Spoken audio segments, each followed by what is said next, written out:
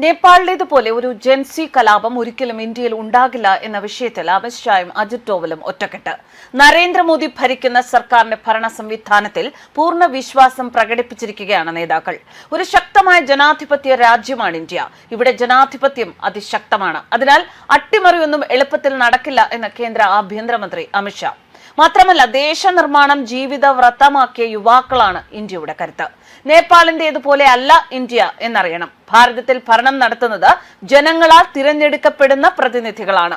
മാത്രമല്ല, ഇവിടുത്തെ ചെറുപ്പക്കാർ ദേശനിർമ്മാണത്തിൽ ഉൾപ്പെട്ടിരിക്കുന്നവരാണ്. അതുകൊണ്ട് തന്നെ നേപ്പാളിലേതുപോലുള്ള ഒരു പ്രക്ഷോഭം ഇന്ത്യയിൽ നടക്കാൻ സാധ്യതയില്ല.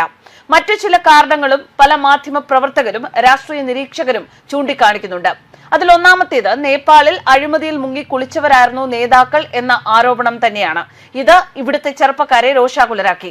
പക്ഷേ ഇന്ത്യയിൽ അങ്ങനെ അഴിമതിയുടേതായ ഒരു അന്തരീക്ഷമില്ല.